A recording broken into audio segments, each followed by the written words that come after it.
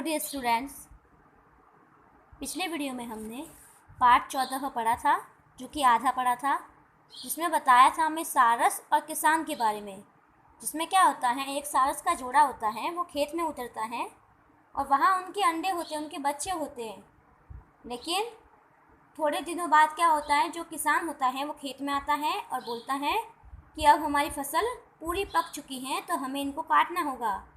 तो उनके बच्चे ये बात सुन लेते हैं और फिर जो सारस का जोड़ा आता है दाना लेकर, तो वो जो बच्चे होते हैं वो उनको बताते हैं कि आज ये हुआ। एक किसान आया था और वो अपने बच्चों के साथ आया था और बोल रहा था कि गाँव वालों को बोल के मैं फसल कटवा दूंगा।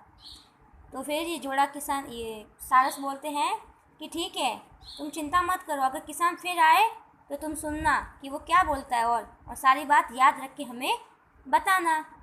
फिर दूसरे दिन आता है तो सारस का जोड़ा फिर आता है, तो बच्चे बोलते हैं कि अब तो हमें, वो बहुत डरे हुए होते कि अब तो हमें निकलना ही होगा यहाँ से। आज भी किसान फसल कटवाने की बात कर रहा था। अभी हम इससे आगे पढ़ेंगे। यह सुनकर दोनों सारस बच्चों के पास निर्भय होकर बैठे और बोले, बच्चों अभी खेत नहीं कटेगा। सारस ने क्या बोला कि टेंशन मत करो, डरो मत, अभी खेत नहीं कटेगा, यानी फसल नहीं कटेगी। यह सुनकर दोनों सारस बच्चों के पास अभी खेत नहीं कटेगा, 2-4 दिन में तुम लोग ठीक ठीक उड़ने लगोगे, तब हम किसी दूसरी जगह चलेंगे। अभी डरने की कोई आवश्यकता नहीं है, क्योंकि सारस के बच्चे छोटे थे ना, उनको ढंग से उड़ना नहीं आता था। उड़ना तो बहुत हार्ड काम होता है ना, इतनी ऊंचाई पे उड़ना। तो जो सारस का जोड़ा था, उन्होंने बोला दोनों ने कि जब तुम ठीक ठीक 2-4 दिन में उड़ना सीख जाओगे, तब हम चले जाएंगे खेत से। फिर कई दिन बीत गए। अब सारस के बच्चे उड़ने लगे थे और निर्भय हो गए थे।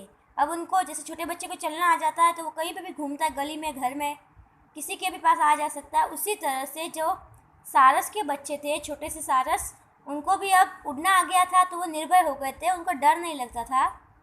एक दिन शाम को वे सारसों से कहने लगे, किसान हम लोगों को झूठ मूठ डराता रहता है, इसका खेत तो कटेगा नहीं।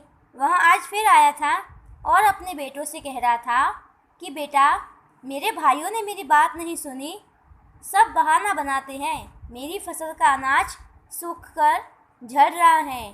कल बड़े सवेरे हम स्वयं आएंगे और अपनी फसल काटेंगे। अब की बार किसान ने क्या बोला, अभी गाँवों का बेटों का नहीं बोला, अभी ऐसे बोला कि अब तो मैं खुद आऊँगा फसल काटने। अब मुझे किसी पर भरोसा नहीं है, दूसरों के भरोसे रहूँगा तो मेरा अनाज खेतों में झड़ जाएगा।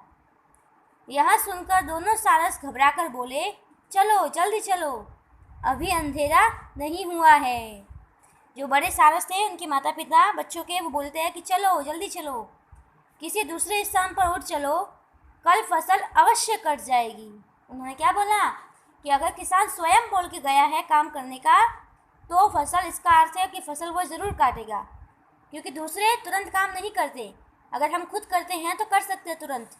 बच्चे बोले, क्यों, इस बार फसल क्यों कट जाएगी? फिर देखिए, सारसों ने कहा, बच्चों, किसान जब तक अपने गांव वालों और भाइयों के भरोसे था, फसल कटने की कहीं कोई आशा नहीं थी। लेकिन क्योंकि दूसरों के भरोसे कोई काम नहीं होता है, लेकिन जब कोई स्वयं अपना काम करने को तैयार होता है, तब उसका काम नहीं रुकता। यानी अगर हम अपना काम दूसरों को देंगे, सौंपेंगे, तो हो सकता है वो लेट करे, ना भी करे, मना कर दे, लेकिन अगर हम खुद रेडी हैं अपना काम करने के लिए, तो हम उसको अवश्य पूरा करते हैं।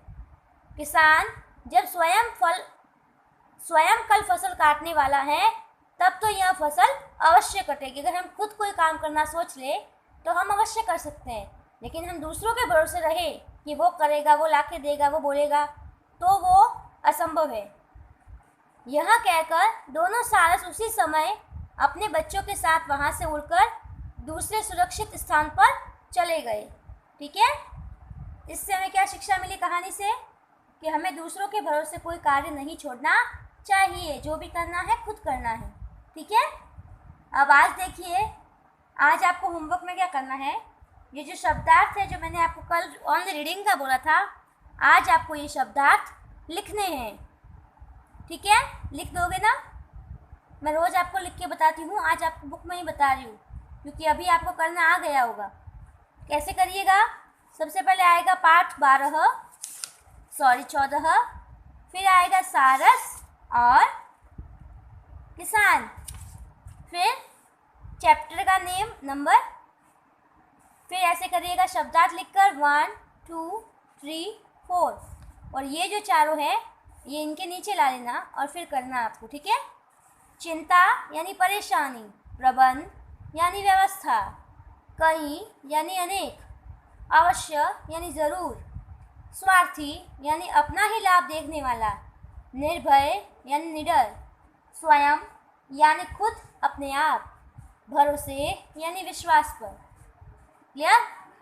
आपको आपका होमवर्क दिख चुका है, अच्छे से करना है। और ये जो कहानी हमने पढ़ी है वो किसी को सुनानी है या बिना देखे अपने नोटबुक में लिखनी है, तो आपको ये आपकी याद रहे। ठीक है? बहुत अच्छी कहानी थी। इससे हमें शिक्षा क्या मिली कि हमें अपना काम दूसरों के भरोसे से अधूरा नहीं छोड़ना चाहिए, अपना जो भी काम है खुद करना चाहिए।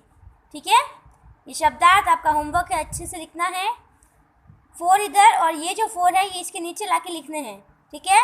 मैंने बता दिया, देखो ये चारों इसके नीचे आ जाएंगे, तो 4 और ये 4 8 हो जाएंगे। ठीक है? क्लियर? धन्यवाद।